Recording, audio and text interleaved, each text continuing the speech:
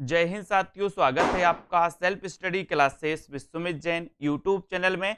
तो साथियों, स्टार्ट हो चुका है आज का ये सेशन। सभी साथी आ जाएं और एक बार जल्दी से वीडियो को लाइक कर दें। ठीक है, आपने अभी तक अगर सेल्फ स्टडी क्लासेस ऐप को डाउनलोड नहीं किया है तो सभी साथी सेल्फ स्टडी क्लासेस ऐप को डाउनलोड जरूर कर लें दोस्तों। ठीक है, और इस सेल्फ स्टडी क्लासेस ऐप के साथ साथ दोस्तों आपको हिंदी साहित्य का ये ऐप भी डाउनलोड कर लेना है।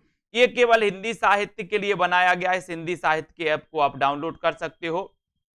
ठीक है, और दोस्तों आपके लिए बढ़िया ऑफर चल रहा है हिंदी साहित्य यूपीएलटी ग्रेड के लिए। यूपीएलटी ग्रेड के लिए 1100 रुपए का दोस्तों ये ऑफर है। आप हिंदी साहित्य के संपूर्ण कोर्स में एडमिशन ले सकते हैं।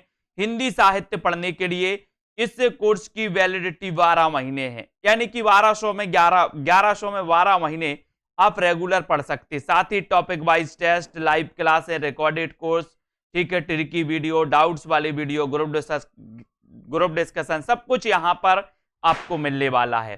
ठीक है, तो जितने भी हमारे साथी हैं, जितने भी हमारे टीजीटी पीजीटी वाले साथी हैं, नए पैटर्न के आधार पर पढ़ने वाले हैं दोस्तों, क्योंकि ओल्ड एग्जाम के पैटर्न के आधार पर ही दोस्तों आप लोगों को पढ़ाया जाता है।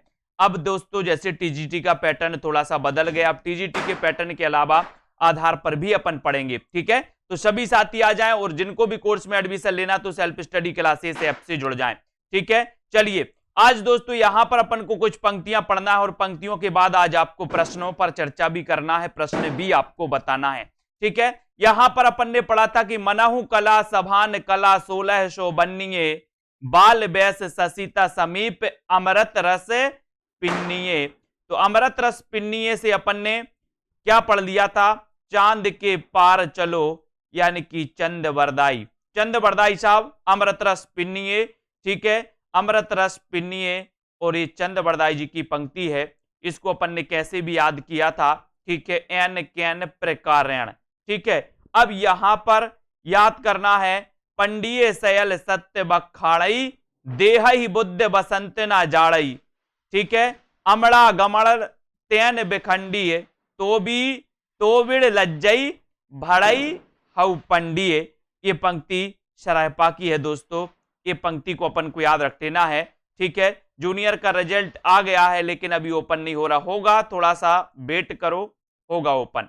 नाद ना बिंदु ना रवि शशि मंडल चिये राय सहाबे मूकल। मूकल ये सराहपा की पंक्ति है दोस्तों। किसकी पंक्ति है? सराहपा की पंक्ति है। ये अपन को याद करना है। ये पंक्ति कई बार पूछी गई। नाद ना बिंदु ना रवि शशि मंडल चिये राय सहाबे मूकल। आपसे सीधा क्वेश्चन आता है, इसका अर्थ नहीं पूछा जाता कि इसका अर्थ क्या है, सिर्फ आपसे पूछा जाता कि ये पंक्ति किसकी है, इसके रचनाकार कौन है। खैर आप लोग तो पेपर बहुत सारे देख चुके हो, आप लोगों को तो खुद अनुभव है कि आखिर पूछा क्या जाता है। ठीक है, तो यहां पर आपको जी है नाद ना बिंदु ना रवि शशि मंडल चिये राय सहाबे मूकल, ये रचना किसकी है, पंक्ति किसकी है, तब आपको सराहपा लगा देना है। ठीक है, सराहपा लगा देना सभी लोग। और जी है मन पवन न संचरई रवि शशि ना है पबेश तही बट चित्त बेसाम करू सरहे कही उबेश। उबेश यहां सराहपा आ गओ और यहां पर सरहे, देखो सरहे ये शब्द को पकड़ना है और पंक्ति अपने आप आपको याद हो जाएगी। सरहे कही उबेश, तो सरहे मतलब सराहपा, सरहे मतलब सराहपा। ठीक है, इस सराहपा जी को अपन को याद कर लेना है। ठीक है, इस सराहपा की पंक्ति है। और राम कहां सरी एह सोहंती, ये किसकी है? ये स्वयंभू की है। राम कहां सरी एह सोहंती, आपको बताना है कि स्वयंभू ने कौन सा ग्रंथ लिखा। स्वयंभू ने कौन सा ग्रंथ लिखा, जल्दी से बताओ फटाक से। स्वयंभू के ग्रंथ का नाम आपको बताना है, कमेंट में लिखना है, तो फटाफट से चयन करना है, बताएं जल्दी से। स्वयंभू का कौन सा ग्रंथ है जिसे जैनी रामायण कहा जाता है? और जेह दिस दिस तिमरई मिले आई तेह दिस दिस जारई मिले आई, जारई मिले आई, ये पुष्पदंत याद कर लेना। ठीक है, बोले जेह दिस दिस तिमरई मिले आई और तेह दिस दिस जारई मिले आई, जारई मिले आई। बोले दिशा दिशा में याद कर लेना, दिशा दिशा में बोले पुष्प, पुष्प ही पुष्प की सुगंध फैली है। दिस दिस में क्या फैली है? पुष्प की सुगंध फैली है। तो अपन को दिस को पकड़ना है। आप दोस्तों यूट्यूब में सर्च करोगे आदिकाल की पंक्तियां, आदिकाल की पंक्तियां सर्च कर लेना, आदिकाल की पंक्तियां ट्रिक सर्च करना, तो आपको आदिकाल की जो सारी पंक्तियां मैंने बहुत अच्छे से ट्रिक से पढ़ाई हैं। तो एक बार सर्च करके देखना कि जेह दिस तिम रई मिले आई, तेह दिस जा रही मिले आई। पंक्ति किसकी है? बोले सर पुष्पदंत की। पुष्पदंत कौन सी सती के माने जाते हैं? आपको कमेंट में लिखना है। जल्दी से बताओ। भल्ला हुआ जो मारिया बहिड़ी महारू कंत, और दोस्तों लज्जे जुम तुम बयम सिहऊ जय भग्गा घरी अंतु, ये हेमचंद्र की है। हेमचंद्र को अपन क्या पढ़ते? होमचंद्र। बोले भला हुआ जो आपने होमचंद्र में मारा, होम में ही मारा, बाहर तो नहीं मारा, भला हुआ। ठीक है, कभी कभी हो जाता पति पत्नी की झगड़ा हो गया, कभी पत्नी का बेलन चल जाता है, पति का भी चल जाता है। एक बार पति क्या बोले? बोले भला हुआ जो आपने होम पर मारा। कहाँ नहीं मारा? पब्लिक प्लेस में, बाहर नहीं मारा, नहीं तो अपने ग्रुप के जी सारे लोग हंसते, मीना जी, लवली जी, सुषमा जी, है ना, मोक्षाती जी। तो भल्ला हुआ जो मारिया बहिड़ी मेहारू कंतु, ये हेमचंद्र की पंक्ति है। और हेमचंद्र को अपन क्या पढ़ते? होमचंद्र। क्या पढ़ते? होमचंद्र। तो ये हेमचंद्र की पंक्ति पढ़ लेना है। तांबा तूंबा ए दुई सूचा, राजा ही ते जोगी ऊंचा, तांबा डूबे तूंबा तरे, और जीबे जोगी राजा मरे। राजा मरे ये चरपट नाथ है। अब एक चीज बताना, यहां राजा मरे एक ऑप्शन में शब्द आपको दिख रहा है, राजा मरे। अब राजा अगर मर जाएगा तो सब चरपट हो जाएगा कि नहीं हो जाएगा? ईमानदारी से बताना, आप लोगों से ही पूछ रहे हैं कि अगर कोई दोस्तों शासन चला रहा राजा, किसी देश का राजा है, और राजा मरे तो सब चरपट हो जाएगा कि नहीं हो जाएगा? बोले सर चरपट हो जाएगा। ठीक है, तो चरपट हो जाएगा तो ये पंक्ति भी किसकी होगी? सरहपा की नहीं होगी, चरपट नाथ की होगी, क्योंकि ये चरपट हो गया। क्या हो गया? चरपट। तो ये चौपट या चरपट याद कर लेना। किसका बहू किसका बेटा किसकी बहू, आप स्वार्थ मिलिया सहू।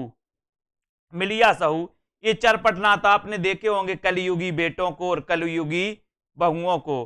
उनने जहां जमीन अपने नाम करवाई, बोले कहां की सास और कहां के ससुर, स्वार्थ मिल गया, सब चरपट कर दिया उनने। बोले जाओ अनाथ आश्रम। किसका बेटा किसकी बहू, आप सवारथ मिलिया सहू, सब चरपट कर देते हैं वो लोग, सब चरपट। बोले साइन बस कर दो बसकतनामा में, और बाकी तो सब ठीक है।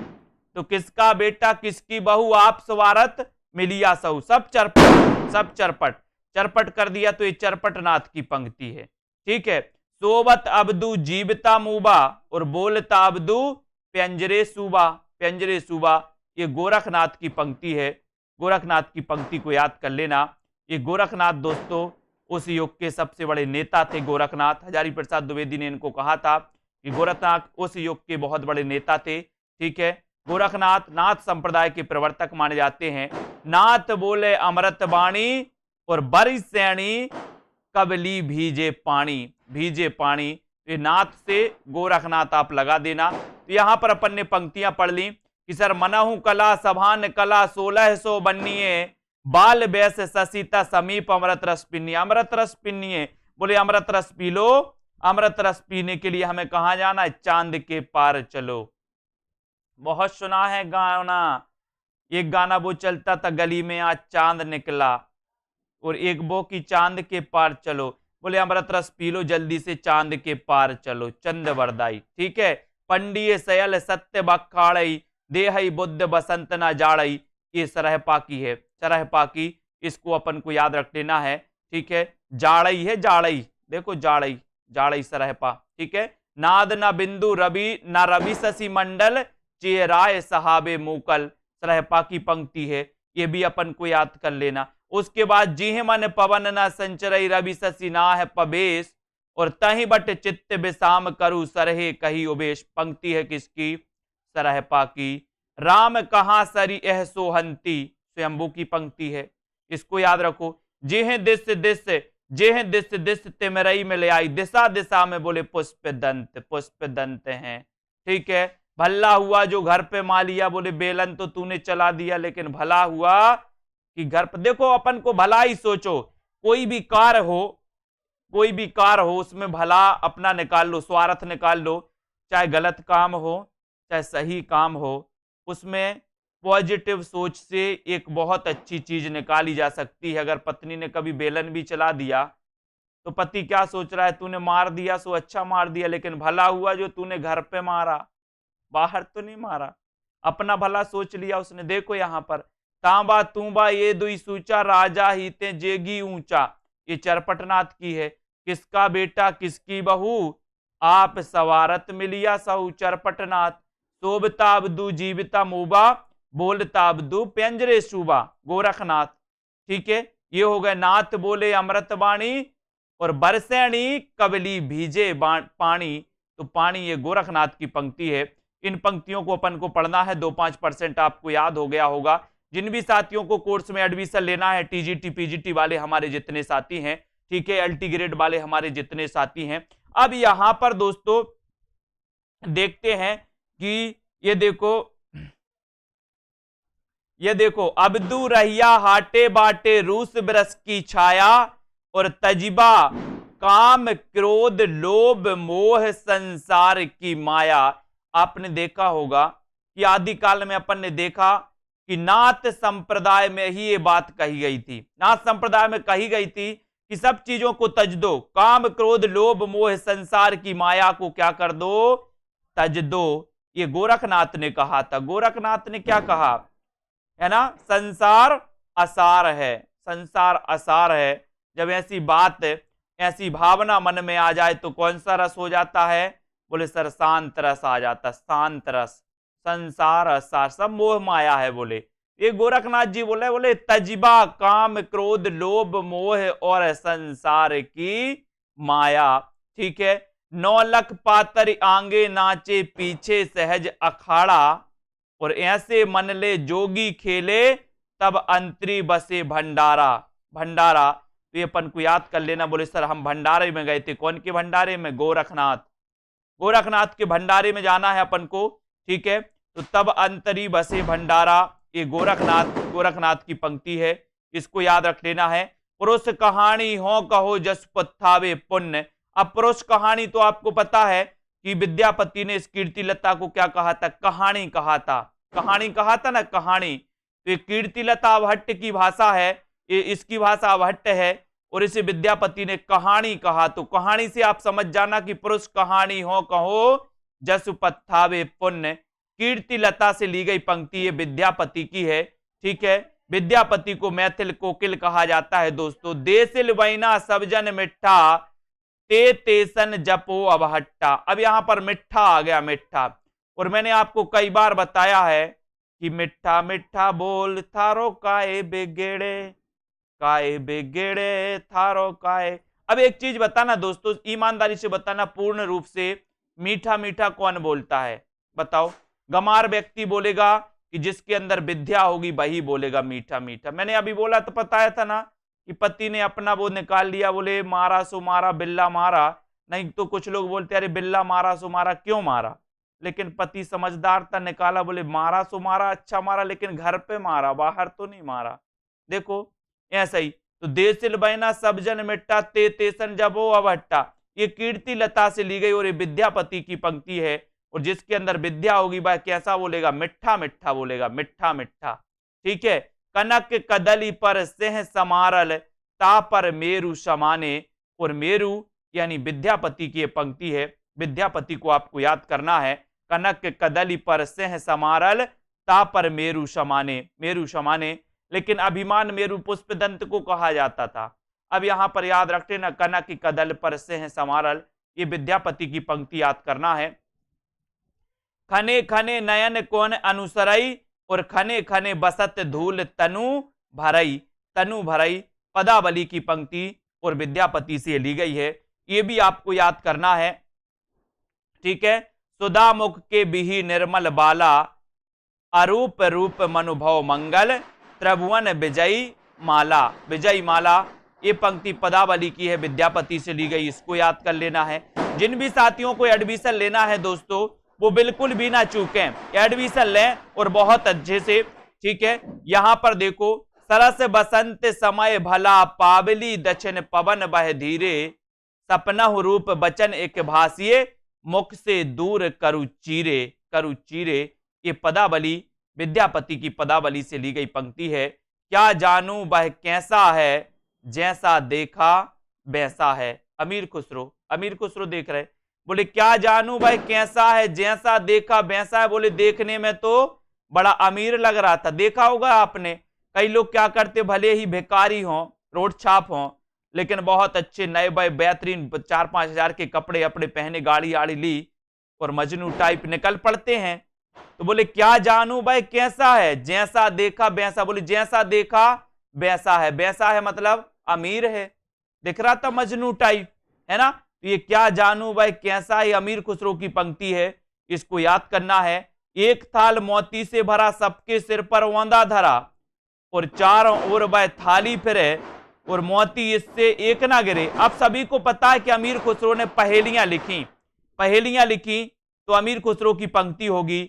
लेकिन अगर यह भी पता नहीं है कि पहेलियां अमीर खुसरो ने लिखी हैं, तो एक चीज आपको याद करनी है कि मोती से जो थाली भरी होगी वो अमीरों के पास होगी कि गरीबों के पास। कॉमन सेंस लगाना थोड़ा सा। मोती से थाली भरी मोती किसके पास होगी, बताइए जल्दी से। बोले सर थाली भरे मोती तो अमीर के पास होंगे। अमीर के पास होंगे तो आप लोग क्यों गरीब लगा रहे हो, आप लोग अमीर लगाओ इसमें टिक, अमीर खुसरो। ये हो गए अमीर खुसरो। एक नारी ने अचरज किया, सांप मार पिंजरे में दिया, और ज्यों ज्यों सांप ताल को खावे, सूखे ताल सांप मर जावे, सांप मर जावे। ये अमीर खुसरो की पंक्ति है, इसको अपन को याद करना है, ठीक है। ये पंक्तियां हैं, ये बहुत ही दोस्तों अच्छी पंक्तियां हैं, ठीक है।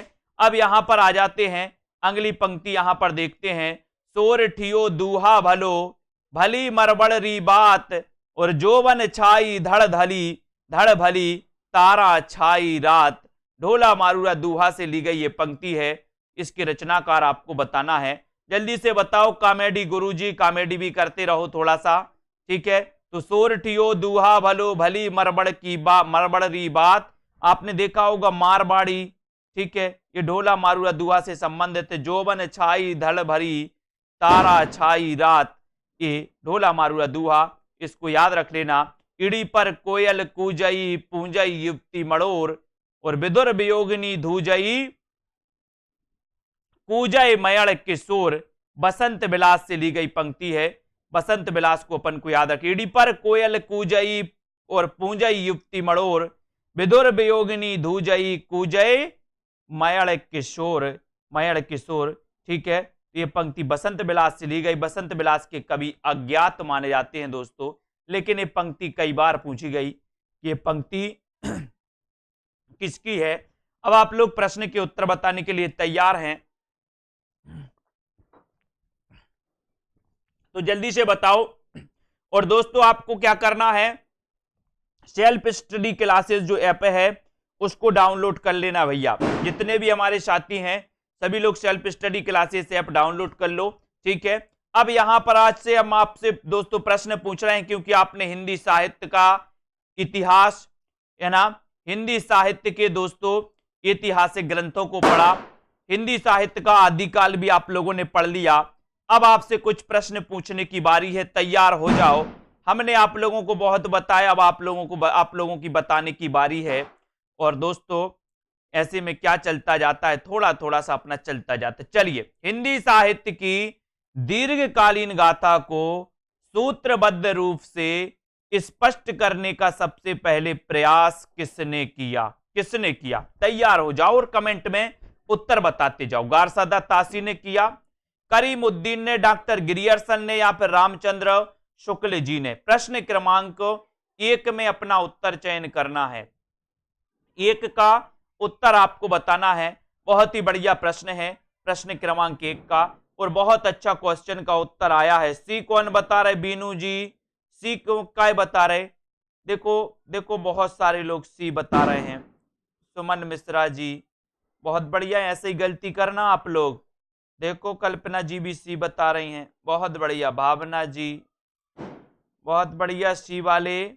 यहां पर देखो, हिंदी साहित्य की दीर्घकालीन गाथा को सूत्रबद्ध रूप से स्पष्ट करने का सबसे पहले प्रयास पूछा गया।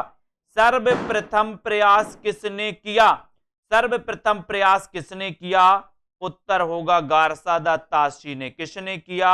गारसादा ताशी ने किया है। ये नंबर अपना बिल्कुल सही हो जाएगा। सी बताया जिनने, वो घुटना टेक लग जाए एक बार, ये नंबर आपका सही हो जाए। ठीक है। गारसादा ताशी के ग्रंथ का नाम क्या है? प्रश्न क्रमांक 2, गारसादा ताशी के ग्रंथ का नाम क्या है? फटाक से आपको कमेंट में लिखना है, बताओ जल्दी से, गारसादा ताशी के ग्रंथ का नाम क्या है? कमेंट में जल्दी से आना चाहिए। गारसादा ताशी के ग्रंथ का नाम क्या है? और यहां पर आपका उत्तर प्रश्न क्रमांक 2 में जो हो जाएगा वो हो जाएगा इस्तेबारदा ललितुतुर एंदुई हिंदुस्तानी, यानी आपका जो बी नंबर है वो बिल्कुल सही है। बहुत बढ़िया। इस्तेबारदा ललितुतुर एंदुई हिंदुस्तानी ग्रंथ किस भाषा में लिखा गया? देखो बिल्कुल बिल्कुल सिक्यों से आपसे प्रश्न पूछे जा रहे हैं, और सभी साथी लाइक जरूर करें, अपने मित्रों तक शेयर करते रहें। बहुत बढ़िया तरीके से मजेदार तरीके से अपन पढ़ रहे हैं। तो इस्तेबारदा ललितुतुर एंदुई हिंदुस्तानी ग्रंथ किस भाषा में लिखा गया? हिंदी में, अंग्रेजी में, फ्रेंच या फिर उर्दू में? किस भाषा में लिखा गया? प्रश्न क्रमांक आपका 3 है, और आपको पता है कि सर ये फ्रेंच भाषा में लिखा गया। कौन सी भाषा में? फ्रेंच भाषा में। देखो तो दुर्भाग्य हिंदी का, ये हिंदी का साहित्य का इतिहास भी सबसे पहले फ्रेंच भाषा में लिखा गया। बताओ तबकातु सुइरा के लेखक कौन है? दोस्तों आपको पता है कि गारसादा ताशी फ्रेंच विद्वान थे। कौन से विद्वान थे? फ्रेंच विद्वान थे। और इन्होंने जो ग्रंथ लिखा वो फ्रेंच भाषा में लिखा, और ये पेरिस से प्रकाशित हुआ था, इस्तेबारदा ललितुतुर एंदुई हिंदुस्तानी। ठीक है। तो दोस्तों इसका प्रथम भाग 1839 में, दूसरा 47 में, और इसका दूसरा संस्करण दोस्तों 1871 में रामकुमार वर्मा के अनुसार। ठीक है। इस प्रकार से तो तबकातु सुइरा के लेखक कौन है? तो प्रश्न क्रमांक 4 का आंसर आपका सही होगा कि सर इसके लेखक मौलवी करीमुद्दीन है। मौलवी करीमुद्दीन। अमीर खुसरो कौन बता रहा है? ये विवेक कुमार अमीर खुसरो बता रहा है। बहुत बढ़िया। तबकातु सुइरा के लेखक मौलवी करीमुद्दीन है। डी नंबर आपका सही है। निम्न में ऐसे किस ग्रंथ को अंग्रेजी में उर्दू कवियों का इतिहास और उर्दू में हिंदी शायरी का तज़किरा कहा जाता है? बताइए, सभी लोग बताएंगे कि किस ग्रंथ को अंग्रेजी में उर्दू कवियों का इतिहास और उर्दू में हिंदी शायरी का तज़किरा कहा जाता है? प्रश्न क्रमांक आपका 5 है। 5 नंबर का उत्तर बताना है। और जितने भी साथी दोस्तों ट्रिक से पढ़ना चाहते बहुत अच्छे से, वो सभी साथी सेल्फ स्टडी क्लासेस ऐप को डाउनलोड कर लें। ठीक है। अब आप सेल्फ स्टडी क्लासेस ऐप को डाउनलोड कर सकते हो। तो इसमें हिंदी साहित्य का संपूर्ण कोर्स लॉन्च किया गया आप लोगों के लिए।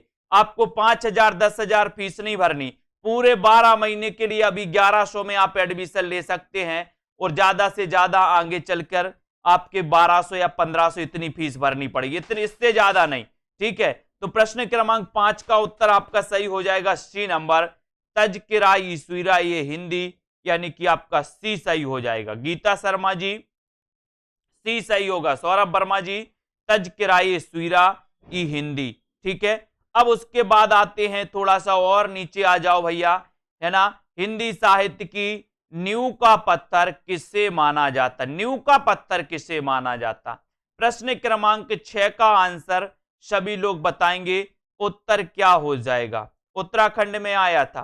प्रश्न क्रमांक 6 में बताइए, हिंदी साहित्य की नींव का पत्थर किससे माना गया? 6 नंबर में the modern vernacular literature of Hindustan को, इस्तेबारदा ललितुतुर एंदुई हिंदुस्तानी को, शिव सिंह सरोज को, या फिर मिश्र बंधु विनोद को? प्रश्न क्रमांक 6 में लाइक करना है, एक बार जल्दी से शेयर भी कर देना है अपने मित्रों तक। और बहुत ही बढ़िया क्वेश्चन आया है 6 नंबर में कि सर नींव का पत्थर किसे माना जाता है? तो आपका उत्तर होगा कि सर ये हिंदी साहित्य इतिहास की नींव का पत्थर जो माना जाता है वो माना जाता है किसे माना जाता है? प्रश्न क्रमांक 6 में 6 का आंसर है ये वाला, ये यानी कि the modern vernacular literature of Hindustan को इसे नींव का पत्थर माना जाता है, क्योंकि सच्चे अर्थों में हिंदी साहित्य का प्रथम जो इतिहास है वो यही है। क्योंकि दोस्तों इतिहास की प्रथम शर्त होती है काल विभाजन, और काल विभाजन सबसे पहले इसी ग्रंथ में मिलता है। ठीक है, अब बताओ हिंदी साहित्य का प्रथम इतिहास ग्रंथ माना जाता है, तो यहां पर इसको छोड़ दो, ये गड़बड़ है। ठीक है, हिंदी कवियों का प्रथम, ये सच्चे अर्थों में अगर पूछा जाए कि सच्चे अर्थों में हिंदी साहित्य का प्रथम इतिहास ग्रंथ कौन सा है, तो यहां पर आप मॉडर्न वर्नाकुलर लिटरेचर आप लगा देना। ठीक है, बाकी हिंदी कवियों का प्रथम वृत्त संग्रह कौन है? हिंदी कवियों का प्रथम वृत्त संग्रह कौन है? प्रश्न क्रमांक 8 में आपको चयन करना है। जल्दी से बताओ, प्रश्न क्रमांक 8 में एक बार लाइक कर देना है। हिंदी कवियों का प्रथम वृत्त संग्रह कौन सा है ये आपको बताना है। शेयर कर दो सभी भाई लोग, शेयर कर दो एक बार। और बहुत बहुत दोस्तों आप लोगों के लिए बधाइयां। ठीक है, लाइक कर दो जल्दी से और शेयर कर दो अपने मित्रों को। और यहां पर आपका प्रश्न क्रमांक 8 का जो उत्तर हो जाएगा वो क्या हो जाएगा? सी, यानी कि सेव से है सेंगर। सी नंबर आपका बिल्कुल सही है। C number very good answer, बहुत बढ़िया। हिंदी कवियों का प्रथम वृत्त संग्रहकार कौन है? तो शिव सिंह सेंगर हैं, और दोस्तों इनका ग्रंथ शिव सिंह सरोज है। ठीक है, सी नंबर। हिंदी साहित्य इतिहास लेखन में सबसे पहले काल विभाजन, प्रवृत्ति निरूपण और मूल्यांकन किसने किया? किसने किया? प्रश्न क्रमांक 9 में हिंदी साहित्य इतिहास लेखन में सबसे पहले काल विभाजन, प्रवृत्ति निरूपण और मूल्यांकन किसने किया ये आपको बताना है। गारसा दत्तासी ने, शिव सिंह सेंगर ने, रामचंद्र शुक्ल ने, या फिर डॉक्टर ग्रियर्सन ने? प्रश्न क्रमांक 9 का उत्तर आपको बताना है। और सबसे पहले काल विभाजन, प्रवृत्ति निरूपण और जो मूल्यांकन किया था, आपने बहुत अच्छा सुंदर उत्तर लगाया, डॉक्टर ग्रियर्सन ने। डी नंबर आपका बिल्कुल सही हो गया। डी नंबर आपका सही हो गया, यानी कि आप लोग बहुत अच्छे से पढ़ रहे हो। Very good. यहां पर आते हैं, एशियाटिक सोसाइटी ऑफ बंगाल की पत्रिका के विशेषांक सन 1888 ईस्वी में किस ग्रंथ का प्रकाशन हुआ था? किस ग्रंथ का प्रकाशन हुआ था? डॉक्टर ग्रियर्सन कृत modern vernacular literature of Hindustan, Acharya Shukla कृत हिंदी साहित्य का इतिहास, डॉक्टर गणपति चंद्र गुप्त हिंदी साहित्य का वैज्ञानिक इतिहास, या फिर डॉक्टर राम कुमार वर्मा कृत हिंदी साहित्य का आलोचनात्मक इतिहास। यानी कि 10 का उत्तर आपको बताना है। 10 में सही है एशियाटिक सोसाइटी। 1888 में दोस्तों ये प्रकाशित हुआ था। और वो ग्रंथ कौन सा है? तो आपने बिल्कुल सही उत्तर लगा दिया, ए नंबर, यानी कि डॉक्टर ग्रियर्सन कृत modern vernacular literature of Hindustan. और ये ग्रंथ का प्रकाशन हुआ था 1888 में। बहुत बढ़िया, very good answer. The modern vernacular literature of Hindustan को हिंदी का प्रथम साहित्य इतिहास ग्रंथ किसने माना है? प्रश्न क्रमांक 11 में किसने माना? गणपति चंद्र गुप्त ने, किशोरी लाल गुप्त ने, रामचंद्र शुक्ल ने, या लक्ष्मी सागर वार्ष्णेय ने? 11 का सभी लोग आंसर बताएंगे। और एक बार जल्दी से लाइक भी आपको कर देना है। बताएं, the modern vernacular literature of Hindustan को हिंदी का प्रथम साहित्य इतिहास ग्रंथ किसने माना है? किसने माना है? 11 नंबर में आपको चयन करना है। और 11 नंबर में आपका उत्तर होगा किसने माना? बहुत बढ़िया मोहित जी, इसका उत्तर होगा किशोरी लाल गुप्त ने। किसने माना है? किशोरी लाल गुप्त ने। अपन भी पढ़ा भी था, आप लोग पढ़ नहीं रहे हो। किशोरी लाल गुप्त आपका सही है। The modern vernacular literature of Hindustan को हिंदी का प्रथम साहित्य इतिहास ग्रंथ माना किसने? डॉक्टर किशोरी लाल गुप्त ने। ठीक है, हिंदी साहित्य के इतिहास का प्रस्थान बिंदु किससे कहा? हिंदी साहित्य के इतिहास का बताना है। प्रश्न क्रमांक 12 में आपको बताना है कि हिंदी साहित्य के इतिहास का, ये क्वेश्चन कई बार आया है दोस्तों। प्रश्न क्रमांक 12 में आपको चयन करना है। अर्शदीप जी बताइए, 12 में आपको चयन करना है। और जिन भी साथियों को एडमिशन लेना है वो जल्दी से एडमिशन लेकर के अध्ययन चालू कर दें, लाइव क्लासों में पढ़ना चालू कर दें। 1 दिसंबर से अपन नया बैच स्टार्ट करेंगे, तो जिनको भी अभी एडमिशन लेना है सभी एडमिशन लेते जाएं और रेगुलर जो क्लासें करते हैं उनको भी अटेंड करते जाएं। फिर जब दिसंबर आएगा तो न्यू बैच से आप फिर से पुनः चालू कर देना पढ़ना, ठीक है। तो हिंदी साहित्य के इतिहास का प्रस्थान बिंदु कहा जाता है किसको? स्यो सेह सरोज को, यानी आपका उत्तर सी नंबर का बिल्कुल सही है, सी नंबर सही है। डॉक्टर गिरियर्सन ने अपने साहित्य इतिहास ग्रंथ लेखन में सर्वाधिक सहायता किससे ली है? किससे ली है? इस्तवार दला लेतुत्रेंदु हिंदुस्तानी से, मिस्र बंधु से, स्यो सेह सरोज से, तजकिरा ए सुईरा की हिंदी से, यानी कि 13 नंबर का उत्तर आपको बताना है। 13 का आपका राइट आंसर चयन करना है, ठीक है। तब भी आपका सही उत्तर क्या हो जाएगा? क्या हो जाएगा? तो ये दोस्तों आपका सही सर्वाधिक सहायता किससे ली है? ग्रियर्सन साहब ने। ग्रियर्सन ने किससे ली है? देखो बहुत सारे लोग कंफ्यूज हैं, लेकिन आपका उत्तर है स्यो सेह सरोज से। स्यो सेह सेंगर की रचना स्यो सेह सरोज से ग्रियर्सन साहब ने सबसे ज्यादा सहायता ली और दोस्तों इससे सहायता लेकर इन्होंने modern vernacular literature of Hindustan की रचना कर दी। अब तुम्हें बताना कि वर्णित कवियों की संख्या कितनी है। Modern vernacular literature of Hindustan में वर्णित कवियों की संख्या कितनी है? कई बार एक क्वेश्चन पूछा गया। प्रश्न क्रमांक 14 में आपको बताना है, लाइक करना है एक बार सभी साथियों को, कमेंट में उत्तर बताना है कि modern vernacular literature of Hindustan में वर्णित कवियों की संख्या कितनी मानी जाती है। 14 नंबर में आपको चयन करते हुए बताना है।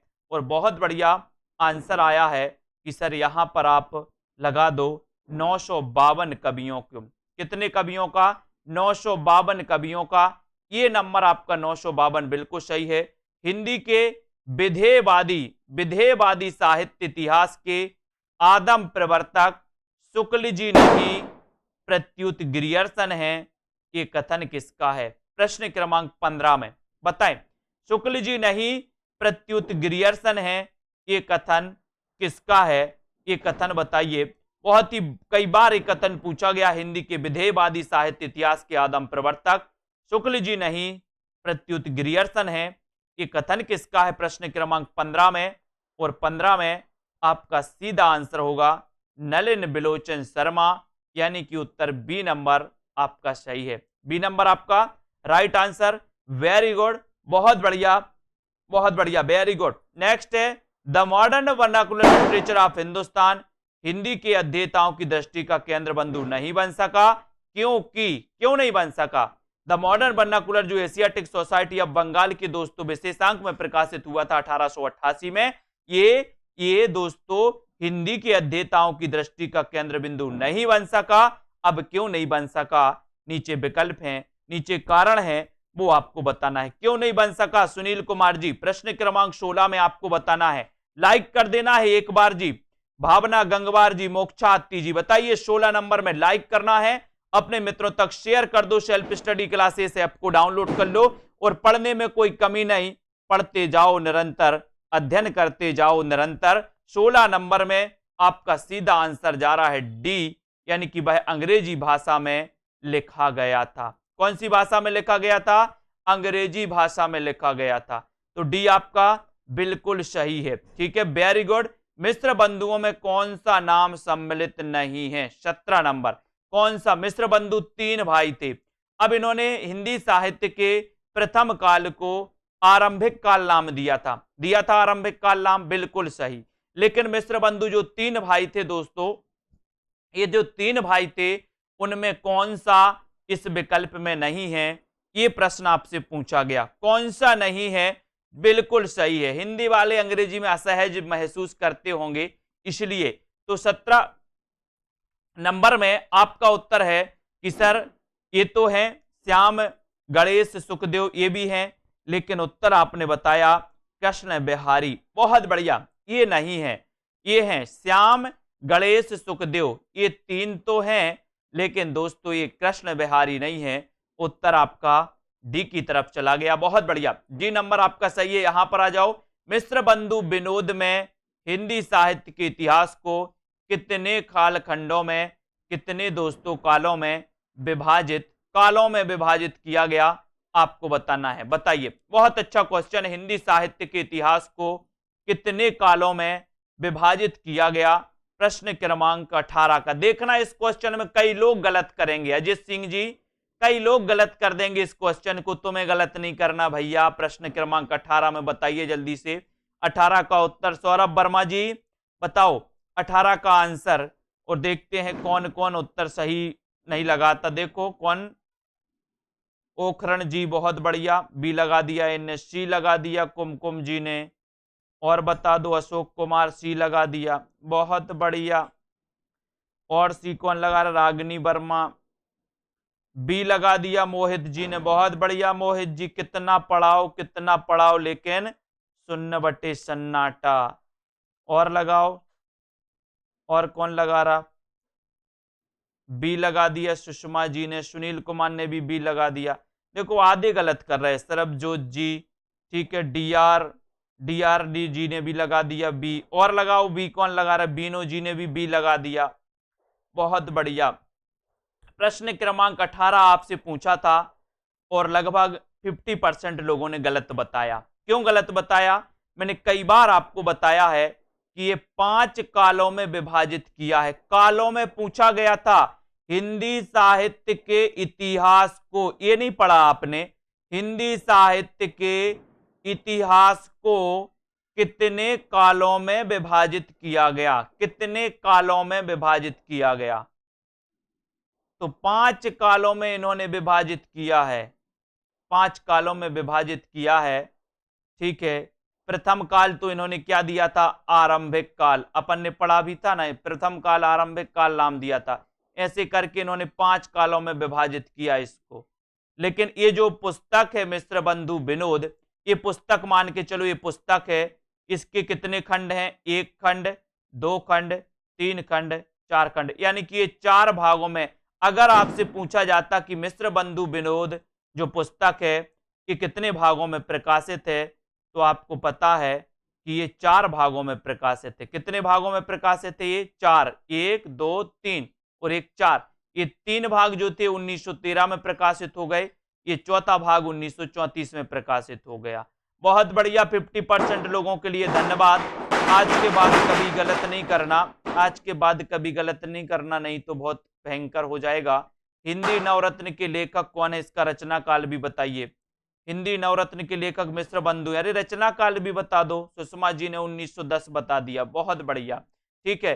पादरी FEKE द्वारा लिखा गया हिंदी साहित्य इतिहास ग्रंथ किस नाम से प्रकाशित हुआ था? किस नाम से प्रकाशित हुआ था? प्रश्न क्रमांक 20 बताइए जल्दी से। पादरी FEKE द्वारा लिखा गया हिंदी साहित्य इतिहास ग्रंथ किस नाम से? यही तो होता है, बोले सर हमने तो हिंदी साहित्य का इतिहास पढ़ लिया और आदिकाल तो जिसमें हमने 5 बार पढ़ लिया, ऐसा बोलते लोग। अरे बोले सर ये तो हमने पढ़ लिया, ये क्यों पढ़ा रहे हो? ऐसा भी होता है, लेकिन बच्चे गलती कहां करते? आओ देखा ना ताओ, बोले वो ही क्वेश्चन आ गया, वो ही आ गया, वो ही आ गया, और लगा दिया उत्तर। एग्जामिनर ने देखा बेटा आ गए लाइन पे, उसने भी नंबर काटा, बोले जाओ, ठीक है। तो यहां पर आपको याद कर लेना है ये प्रश्न क्रमांक 20 में, और 20 का उत्तर कौन सा हो जाएगा? 20 का उत्तर हो जाएगा कौन सा? सी। कौन ने?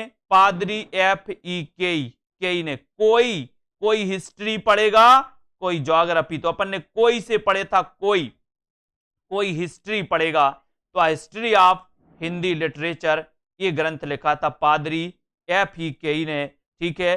अपन ने पढ़ा था कि सर हिस्ट्री और ज्योग्राफी बड़ी बेवफा, रात में पढ़ी और दिन में सफा, ठीक है। बहुत बढ़िया, धन्यवाद सभी साथियों को, है ना। और दोस्तों पढ़ते रहें। आज अपन ने 20 प्रश्नों तक पढ़ लिया, कुछ पंक्तियां पढ़ने का प्रयास किया। कल अपन 21 प्रश्न से आगे बढ़ेंगे और आगे पढ़ने का प्रयास करेंगे। कैसा लगा दोस्तों आप लोगों के लिए? सभी लोग बताएं, कमेंट में लिखें, वीडियो को लाइक करें। ये अपना हिंदी साहित्य का ऐप है, इसको आप डाउनलोड कर सकते हो, हिंदी साहित्य का, ठीक है। और ये अपना सेल्फ स्टडी क्लासेस का ऐप है, आप सेल्फ स्टडी क्लासेस से भी जुड़ सकते हो, ठीक है। आपके लिए दोस्तों एक कोचिंग ऐप आपके TGT PGT मास्टर कैडर के लिए, अभी UPLT ग्रेड के लिए अगर आपका सब्जेक्ट हिंदी साहित्य और हिंदी साहित्य आप पढ़ सकते हो, तो दोस्तों पास हो गए। मधु पांडे जी पास हो गई, जूनियर का आ गया रिजल्ट, बहुत बढ़िया, वेरी गुड, धन्यवाद। निकल आया है रिजल्ट की नहीं निकल आया? जूनियर का निकल आया, बहुत बढ़िया। धन्यवाद सभी साथियों के लिए। राहुल राज जी, पढ़ते रहें, अध्ययन करते रहें, लाइक करते रहें और निरंतर अध्ययन करें। निरंतर अध्ययन से क्या होता है कि जो छुटपुट आपके डाउट्स रहते हैं वो क्लियर होते जाते हैं, ठीक है, और आपको आगे पढ़ने में भी मजा आता है। धन्यवाद कमलदीप, लवली जी, प्रमोद जी, रेखा जी, बहुत बढ़िया, बहुत बढ़िया, वेरी गुड। बाल गोविंद जी, निर्मला, मधु जी, शाम पंडित जी, सभी साथियों को धन्यवाद। और दोस्तों, ठीक है, वेरी गुड, धन्यवाद सभी को। जय